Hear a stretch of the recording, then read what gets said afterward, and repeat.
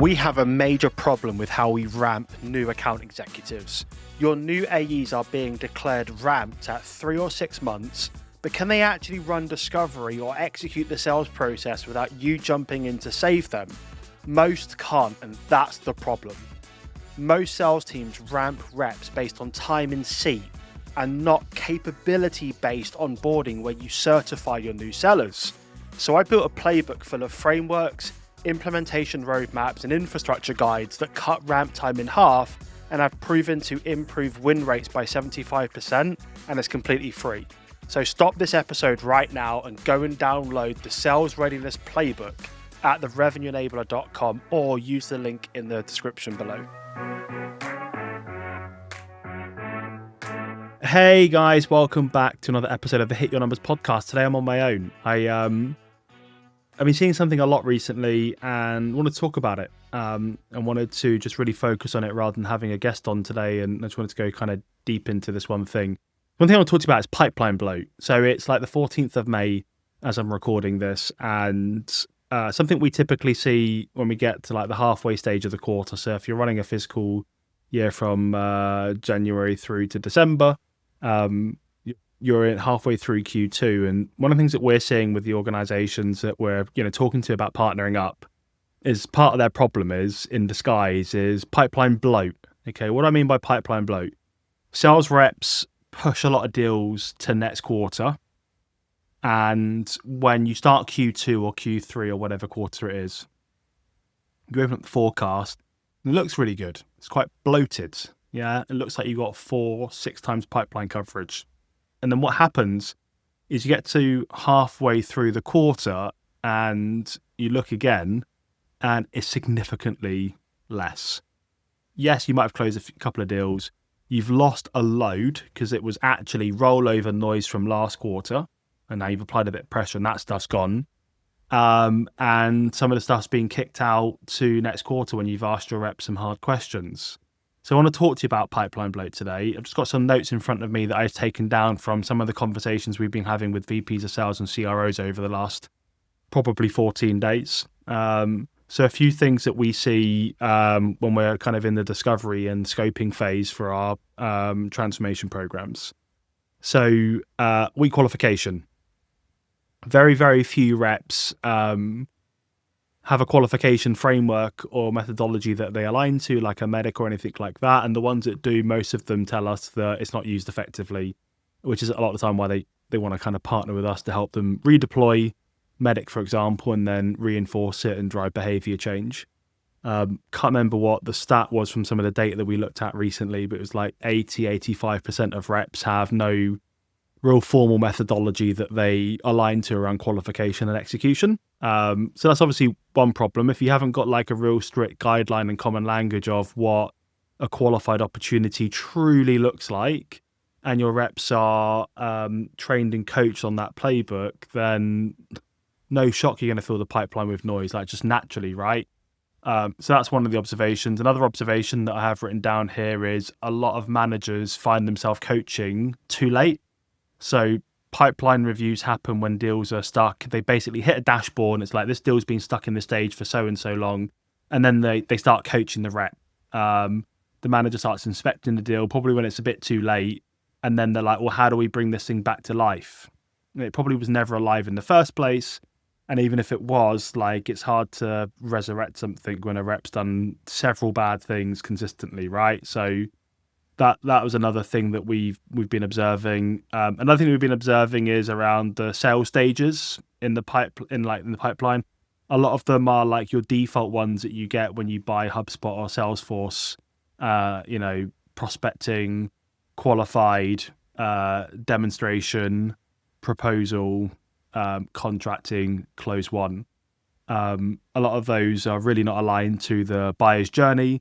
And also, a lot of them aren't actually gated. So I was in an office the other week, and we got the whiteboard out, and I drew their sales process on the whiteboard. And I asked the rep, "Where do you think you are in the sales process?" and threw the board marker at him, and he stepped up and drew a line, suggesting he's like 80% of the way down the sales process.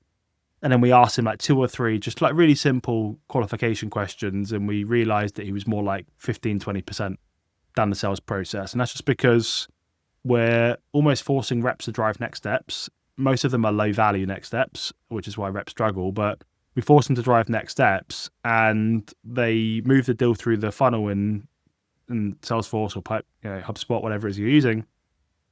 But the buyer actually isn't there. You're there, the buyer isn't there, or you think you're there. Your sales stages might say you are, but your buyer's not really there. And then as a result, you wonder why deals slip. It was never forecast ready. You just put it into the forecast. It was in a specific stage. So yeah, that's another thing that we see. And then finally, and this is like a confidence thing, and I'm a big believer that capability builds confidence, but there's a huge fear of disqualification.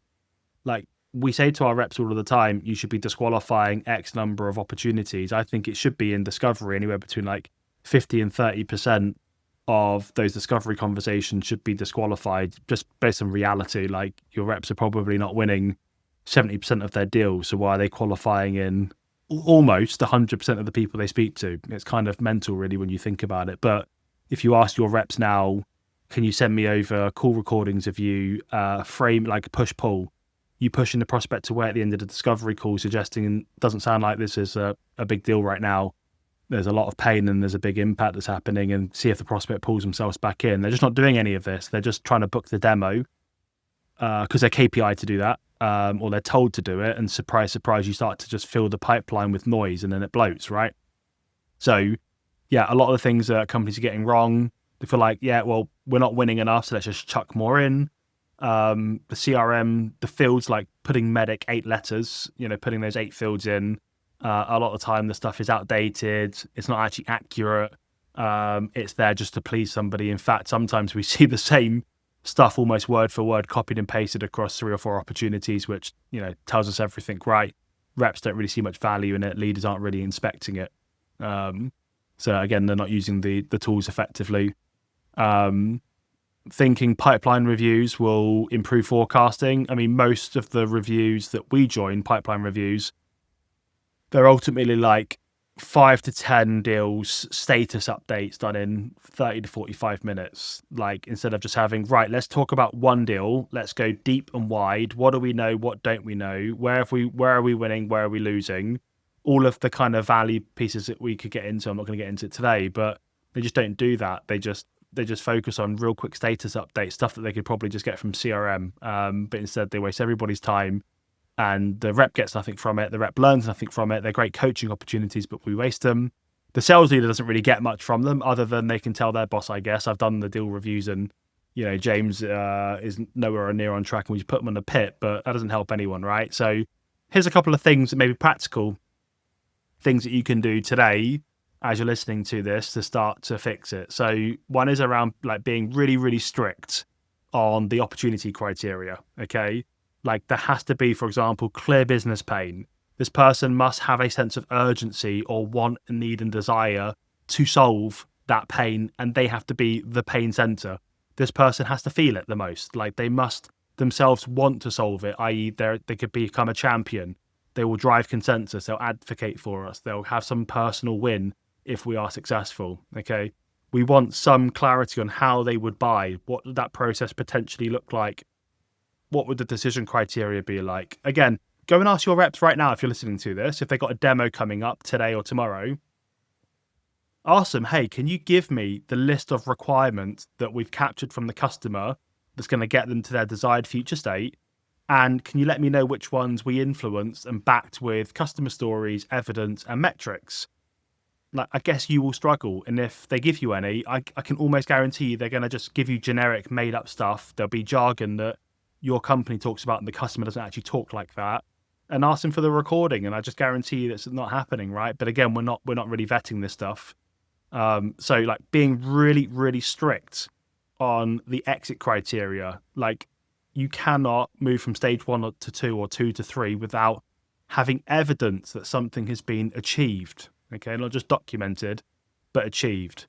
The other thing would be auditing the quality of their discovery conversations, their demos. They're not just doing generic cookie cutter calls. They're personalized to the organization. Whenever I've built teams and we've seen high win rates, we've done really good discovery and then we've personalized the rest of the buying experience to their current state and where they're trying to get to, their desired future state. We've taken everything we learned into discovery and we've continued to discover through the sales process, and we've aligned it back to that specific organization. They feel heard, they feel understood, they feel valued. Our business case is a lot stronger, which means then when they go and communicate it to the economic buyer, the board, whoever it is, everything feels like a no-brainer. It makes sense versus, I know you told us this, but we want you to buy this. I know it's not really connected, but that's what I've got to sell you and I'm under pressure.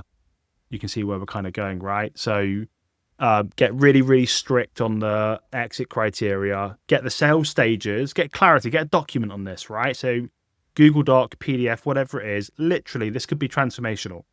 Sales stages aligned back to the buyer's journey. The steps the reps have to kind of follow in those stages. And by the way, don't do them as like meetings. That's just ridiculous because you'll end up having a discovery, a demo, and a proposal stage. And don't be afraid to have like multiple steps in one stage. Like in the technical validation stage or whatever you end up calling it, there could be like a champion demo where we get validation from our champion that they believe we can solve the problem. And then there might be a demo with their team. There might be a proof of concept. You don't have to have a stage for every individual event or whatever. Like you can do multiple things in one stage and then have really, really, really quality exit criteria. These are the 3 things or 5 things that we not only have to be able to write down into the CRM, but we have to be able to demonstrate evidence that they've actually happened to make sure that we're not moving a deal ahead like too soon when it's not actually ready. So just something to maybe take away is just get that document down, give it to your people, and then train them on it, and then quiz them. Ask them to fill in a Google form, or when you bump into them to the corridor and be like, hey, what's the exit criteria to go from stage 2 to 3? See if they can give it to you. And if they can't, then you need to sit them down and go back through it again. They should know this stuff. This stuff is really important. Otherwise, you're always, if you're a VP listening to this or a CRO, you're going to be in the same situation I was when I stepped up and no one gave me this training or advice, like most of us. You're just going to be going through the forecast throughout the quarter. It looks good, and then you start pacing away from goal. And then every week with your boss, the board or the investors, you're just having the same naff conversations over and over and over again. Oh, a lot of the deals have slipped. They didn't slip. They weren't ready to go into the forecast. They should never have been in the pipeline in the first place. They weren't either ready to go in there or they weren't qualified. So yeah, just need to be mindful of. And also, like, think about the capability in your team. We've been doing a lot of in-person kickoffs recently with teams large and small, 20 reps on the team, 100 reps on the team. And something we've been doing recently is asking everybody to stand up and then asking everybody to stay standing if they have a degree in B2B sales. And obviously everybody sits down.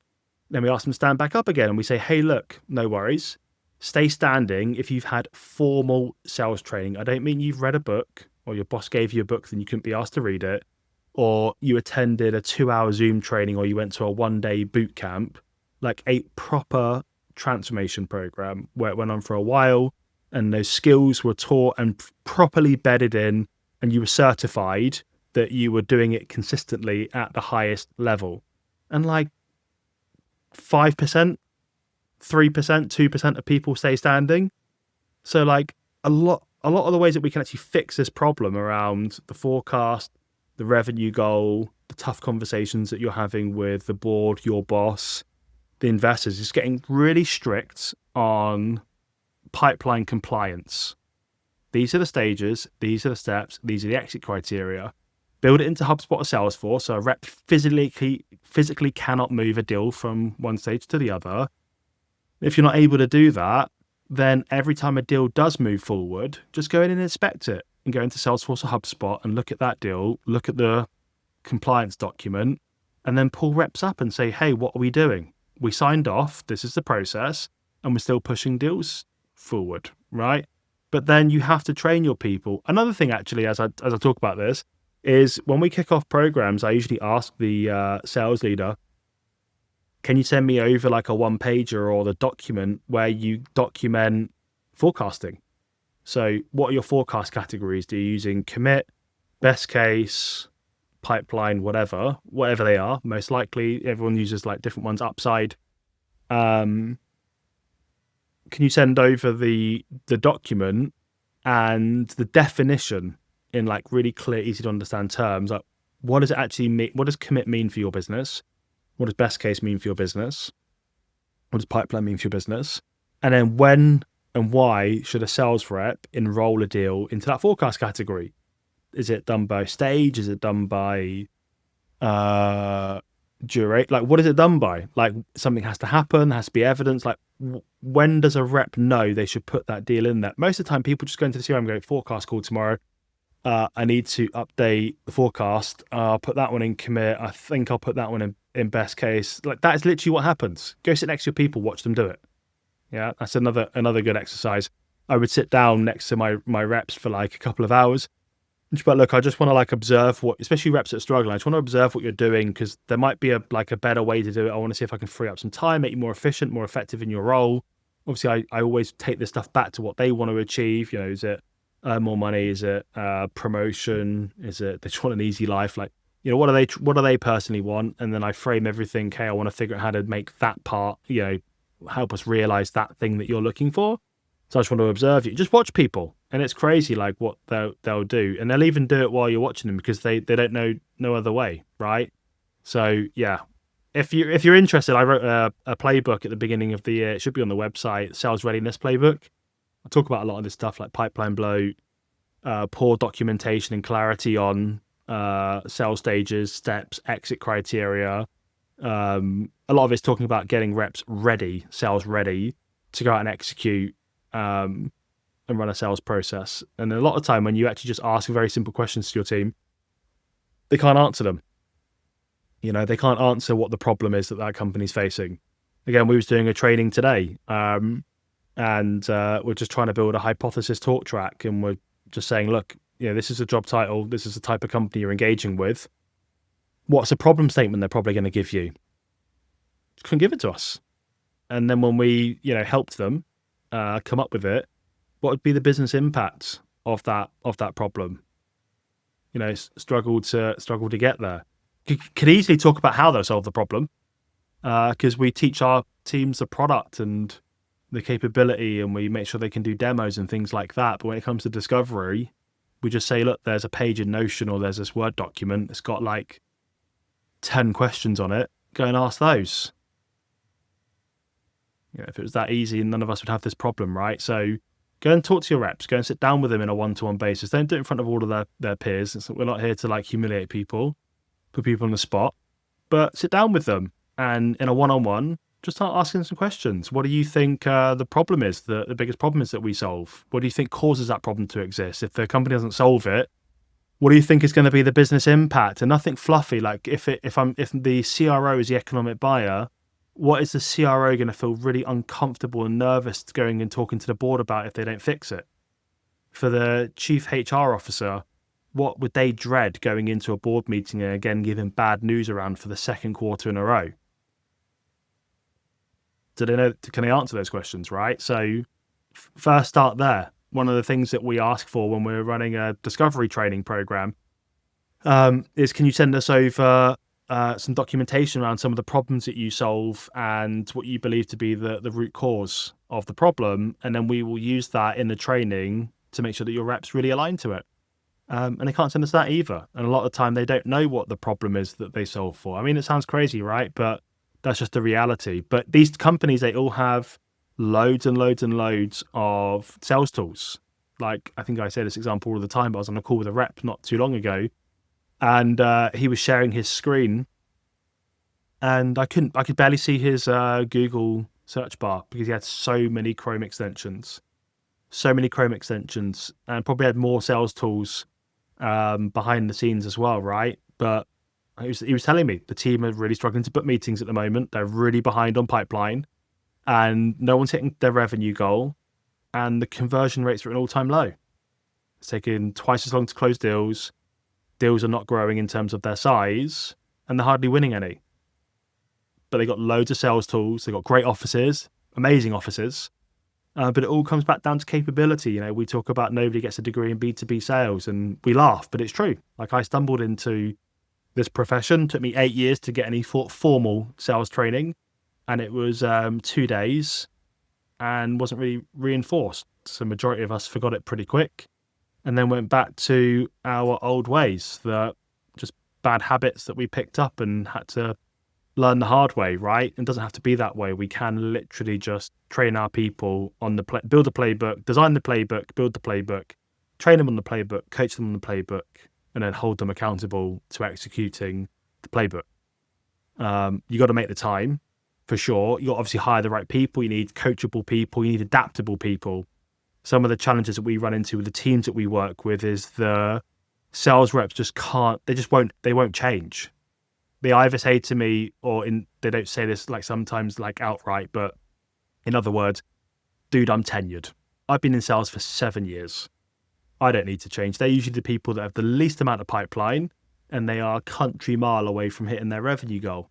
And then you look at their CV and they typically sit in the AE or BDM role, have done for 7 years. They're on the same pay and they just go from role to role every, 6 or 7 months, but they won't change because they're tenured, and time in seat or time in role does not equal capability. Capability is built, like skills are developed. You have to acquire the skills, you have to get the knowledge, and then you have to be able to execute the knowledge.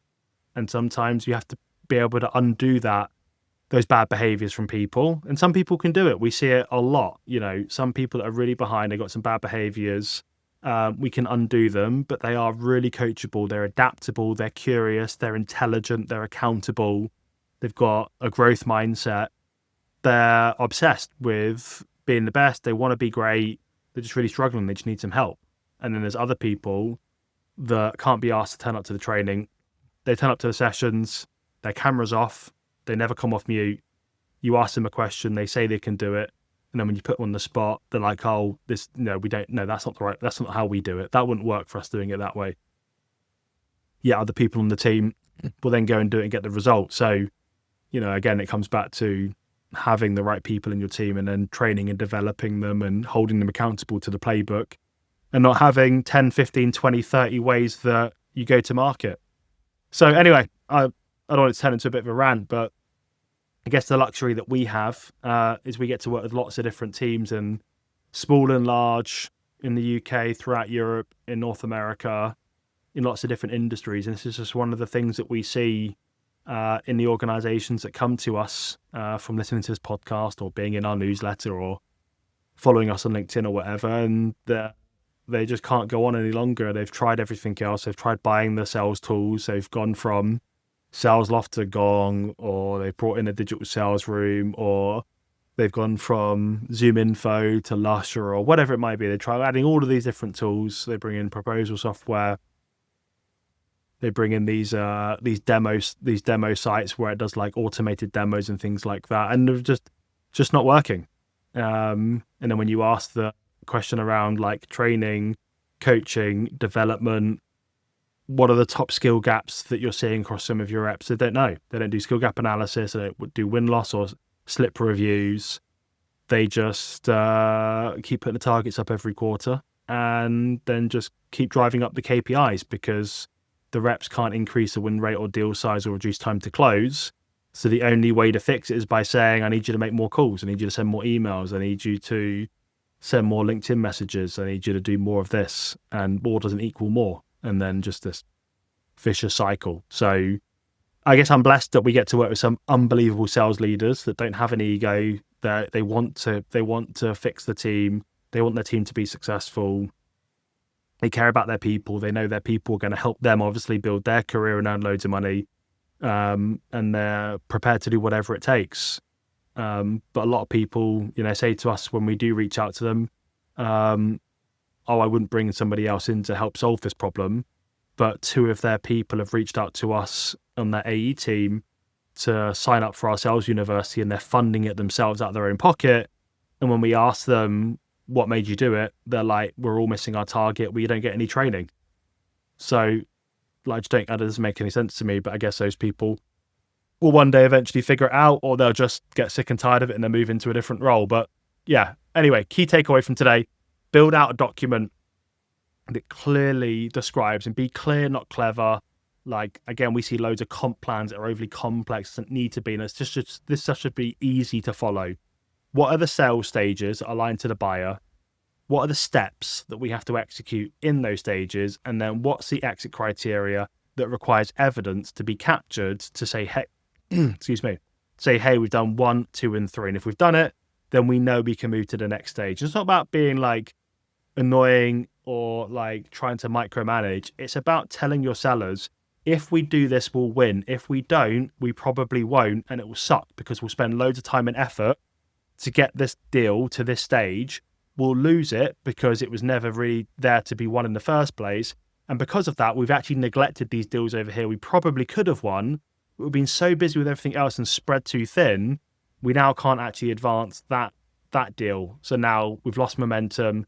Someone else has got in an influence of decision criteria, which we now can't align with, or they've been able to build and win over the champion. So that person's now advocating for them and not really us, but we don't learn that. So we keep working that deal and then we get bad news. And you can see this like vicious cycle. So yeah, build out the documentation and then train your people on that and hold them accountable, and then start inspecting deals early. And in fact, as soon as a deal like gets into the discovery phase, just start coaching. Start asking curious, interesting questions to the AE about that deal. Have a scorecard. Have what excellent looks like in your organization, and ask them where it aligns and where maybe it doesn't. Where are the gaps that we need to close? And then help them close them. But don't just give them the answers. They have to be self-aware. So give them the scorecards, give them the playbook, give them the best practices, and say, hey, we're going to meet up in 2 days. I want you to lead the conversation. Take that deal, take this scorecard, take Medic, whatever it is, and tell me where we're winning, and tell me where you're nervous, and why you think that's happening, why you feel nervous, and what's your plan. And then you do the same thing in the background. That's what I used to do when I was a VP. And then we'd meet up and we'd see how aligned we are. And if we're aligned, then we can crack on immediately. If not, then there's a massive coaching opportunity for me to say, hey, I actually see it a little bit different. Let me share how in just a second. And I ask them a couple of discovery questions to see if they can come to the realization and align with me and maybe see it through the same lens as me. And the rep learns a lot more.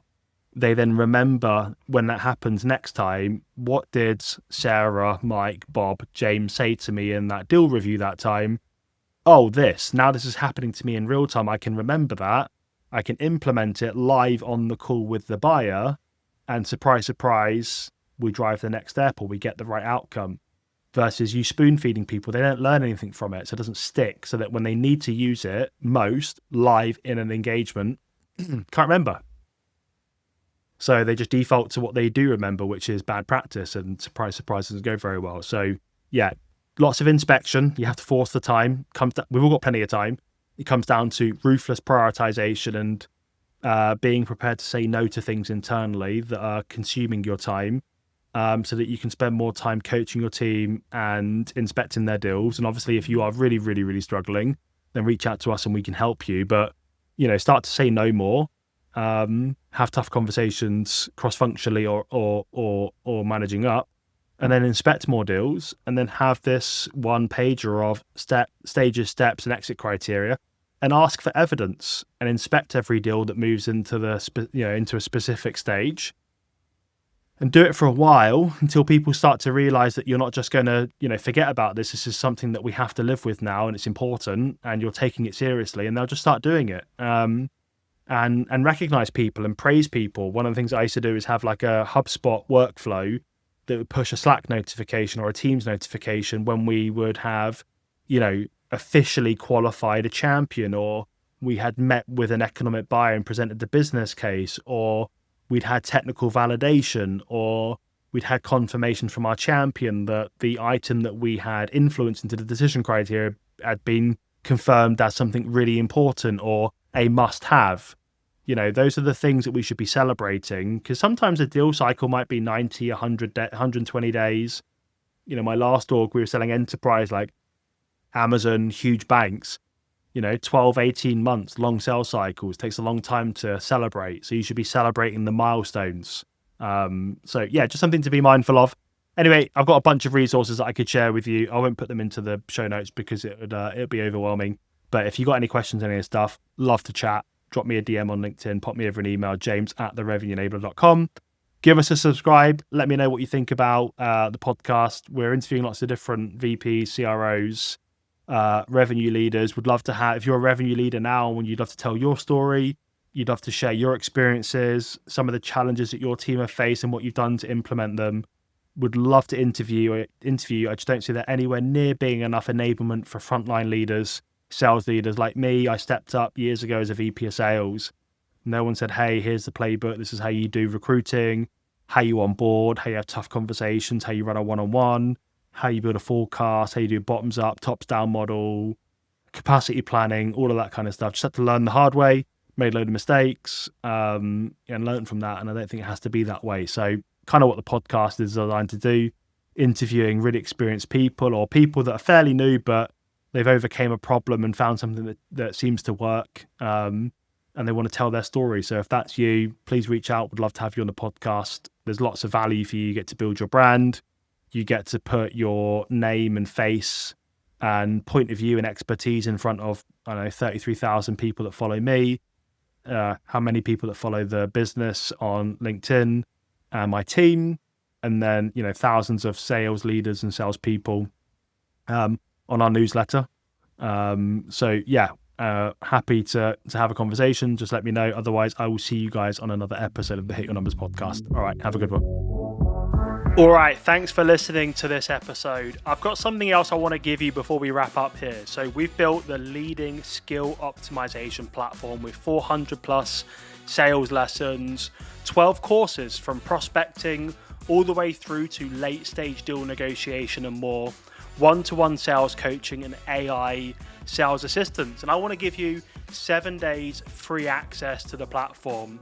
The reason I want to do this is because nobody gets a degree in B2B sales. And after training and coaching hundreds of sales reps and teams in the last 2 years, most haven't mastered critical selling skills.